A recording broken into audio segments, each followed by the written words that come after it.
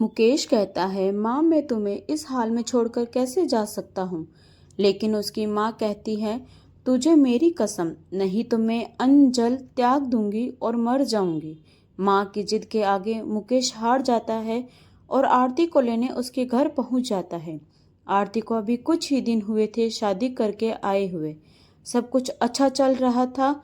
उसे ससुराल में किसी चीज की कमी नहीं थी। आरती के ससुराल में बस उसका पति और सास थी। मुकेश आरती का पति अपनी माँ से बहुत प्यार करता था। पिताजी के चले जाने के बाद वह अपनी माँ का बहुत ख्याल रखता था। वह उन्हें किसी बात की तकलीफ नहीं होने देता था। जब आरती शादी करके इस घर में आई तो सब कुछ अच्छा चल रहा था, पर धीरे धीरे आरती और माँ के बीच में अनबन होने लगी। आरती को माँ की कही हुई कोई भी बात सही नहीं लगती थी। धीरे धीरे बात यहाँ तक बढ़ गई कि उसने यह तक कह दिया कि हम दोनों एक साथ नहीं रह सकते। आरती घर छोड़कर अपने पीहर चली जाती है। आरती के जाने के बाद मुकेश उदास रहने लगा। माँ से मुकेश की हालत देखी नहीं गई। एक दिन माँ मुकेश से कहती है कि तू बहू को घर ले आ। मुकेश माँ को मना करता है। माँ मैं तुम्हें इस हालत में छोड़कर कैसे जा सकता हूँ। तब उसकी माँ कहती है, तुझे मेरी कसम, मैं अन्न जल त्याग दूंगी और मर जाऊंगी। माँ के आगे बेटा हार जाता है और आरती को लेने उसके घर जाता है। आरती को बहुत मनाता है लेकिन वह नहीं मानती। आरती उससे कहती है, हम अलग घर लेकर रहेंगे, तुम अपनी माँ को हर महीने कुछ पैसे भेज देना। मुकेश बेमन से उसकी बात मान लेता है और आरती के साथ अलग मकान में रहने लगता है। उधर मुकेश की माँ अकेली रह जाती है। वह अकेले में बैठी बैठी अपने बेटे को याद करके रोती रहती थी। एक दिन मुकेश के घर जहाँ उसकी माँ रहती थी, उस घर का कोई दरवाजा खटखटाता है। मुकेश की माँ दरवाजा खोलती है तो देखती है सामने आरती का भाई रवि अपनी पत्नी के साथ खड़ा था। वे दोनों अंदर आकर आरती की सास से पूछते हैं, माँ जी दीदी कहाँ है। आरती की सास उसे सारी बात बता देती है। यह सुनकर रवि कहता है, माँ जी मैं सोच भी नहीं सकता था मेरी बहन ऐसा करेगी। मैं तो अपनी पत्नी के साथ शहर में रहता हूँ। आज दीदी से मिलने का मन हुआ तो यहाँ चला आया और इतनी बड़ी बात मेरे माता पिता ने भी मुझे नहीं बताई। यह कहकर वह चला जाता है। आरती जब अपने पति के साथ अलग घर में रहने लगी, उसके कुछ दिनों बाद आरती अपने पिता के घर जाती है। वहां उसे रवि और उसकी पत्नी मिलते हैं।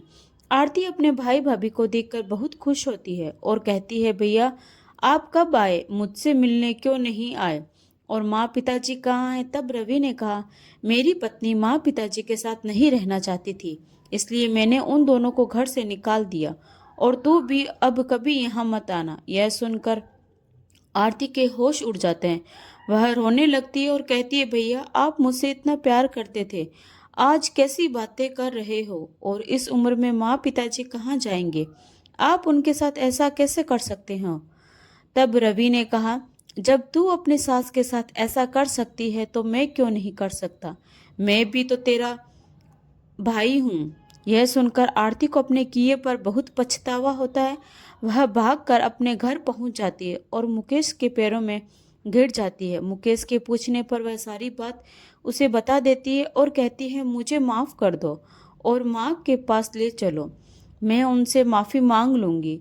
मेरे किए की सज़ा मेरे माता पिता को भी भुगतनी पड़ रही है, जाने वे किस हाल में होंगे। मुकेश आरती को लेकर अपने घर पहुंच जाता है।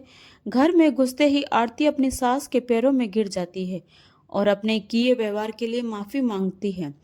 तभी दूसरे कमरे से रवि अपनी पत्नी और माता पिता के साथ बाहर आता है। उन्हें देखकर आरती रोने लगती है। तब रवि उसे बताता है, उसने माता पिता को छुपा दिया था ताकि तुझे तेरी गलती का एहसास हो सके। तुम्हारी सास एक नेक दिल इंसान है, उसने कभी भी तुम्हारा बुरा नहीं चाहा, और हर घर में छोटी मोटी बातें तो होती रहती है। आरती की गलतियों की वजह से उसके माता पिता भी उसकी सास से माफी मांगते हैं। तब आरती की सास कहती है, सुबह का भूला अगर शाम को घर आ जाए तो उसे भूला नहीं कहते। और वह अपने बेटा बहू से कहती है, बेटा मैं तो हमेशा यही चाहती थी कि तुम दोनों खुशी खुशी से अपना जीवन व्यतीत करो, मेरी वजह से तुम्हें कोई भी तकलीफ ना हो, इसलिए जब आरती मेरे साथ नहीं रहना चाहती थी तब मैंने सोच लिया था कि कोई बात नहीं, बच्चे हैं, जहाँ रहें खुश रहें। आरती को अपनी गलती का पछतावा हुआ। उस दिन के बाद उसने कभी भी अपनी सास से दूर रहने की बात नहीं कही, क्योंकि उसे पता चल गया था कि अपने बच्चों के बिना माँ बाप नहीं रह सकते। वह सब एक साथ खुशी खुशी से रहने लगे। तो दोस्तों, आपको ये कहानी कैसी लगी? अगर कहानी अच्छी लगी हो तो कमेंट करके ज़रूर बताएं। अगर आप मेरे चैनल पर नए हैं तो चैनल को सब्सक्राइब जरूर करें। Thanks for watching.